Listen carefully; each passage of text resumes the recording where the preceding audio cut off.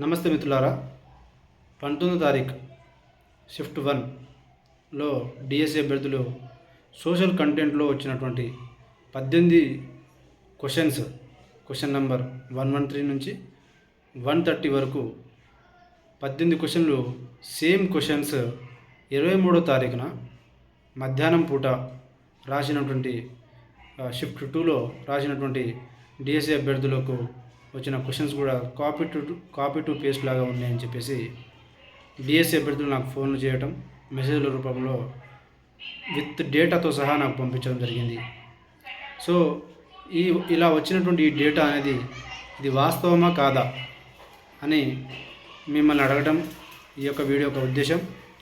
రెండవది, ఈ యొక్క 23వ తారీఖు మధ్యాహ్నం పూట రాసినటువంటి జిల్లాల్లో 6 జిల్లాల్లో ఉన్నటువంటి డిఎస్సి అభ్యర్థులు దీనివల్ల మీ వరకు కూడా ఇది విషయం వచ్చిందా రాలేదా, లేదంటే ఒకవేళ వస్తే ఇది నిజమా కాదా అనేది నాకు ఈ యొక్క వీడియోలో మీ యొక్క కామెంట్ల రూపంలో పెడతారని చెప్పేసి నేను ఆశిస్తున్నా. ఎందుకంటే వచ్చినటువంటి అలిగేషన్స్ కావచ్చు, వచ్చినటువంటి కంప్లైంట్స్ కావచ్చు, అది నిజమా కాదా అనేది మనం క్రాస్ చెక్ చేసి మాట్లాడాల్సిన బాధ్యత ఎంతైనా ఉంది. కాబట్టి మనం దాని గురించి ఈ యొక్క వీడియో చేయడం జరిగింది.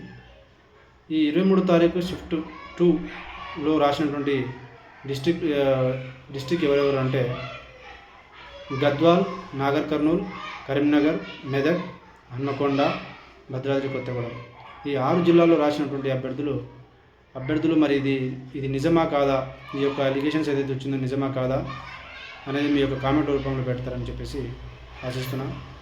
సో నేను క్రాస్ చెక్ చేసిన ఏది ఏమైనా కూడా ఇది 100%గా కాపీ టు పేస్ట్ జరిగింది. సేమ్ క్వశ్చన్ పేపర్, సేమ్ క్వశ్చన్స్తో సహా, సేమ్ ఆప్షన్స్. ఒకవేళ ఆప్షన్స్ అటు ఇటు అయినా కూడా దానివల్ల పెద్దగా నష్టం ఏమి ఉండదు.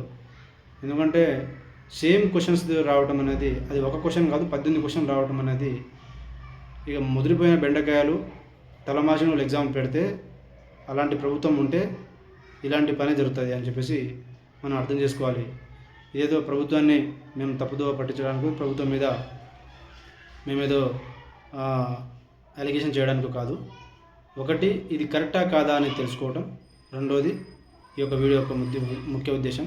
రెండోది, ఒకవేళ ఇది నిజమే అయితే 2-3 రోజుల్లో దీని మీద ఒక కార్యాచరణ కూడా మేము గవర్నమెంట్కి తెలిసేలాగా మేము ఖచ్చితంగా దీని మీద స్పందిస్తాం. ఎందుకంటే ఏ నిరుద్యోగి కూడా అన్యాయం జరగకుండా చూసుకోవాల్సిన బాధ్యత ఈ ప్రభుత్వానికి. కానీ సరే, మరి తెలిసి జరిగిందా, తెలియక జరిగిందా, ఒకవేళ తెలియక జరిగినప్పుడు దానికి ప్రభుత్వం ఎలాంటి దిద్దుబాటు చర్య చేస్తుందనేది కూడా వేచి చూడాలి. ఖచ్చితంగా దిద్దుబాటు చర్య అనేది ఖచ్చితంగా జరగాలి. అది 9 మార్కులు తీసేయటమా, లేదంటే తగ్గించడమా అనేది చేస్తారా, లేదంటే మరి రీకండక్ట్ ఆఫ్ ఎగ్జామినేషన్ అనేది చేస్తారా అనేది ప్రభుత్వం నిర్ణయించుకోవాలి. కాబట్టి మిత్రులారా, ఈ యొక్క వీడియోలో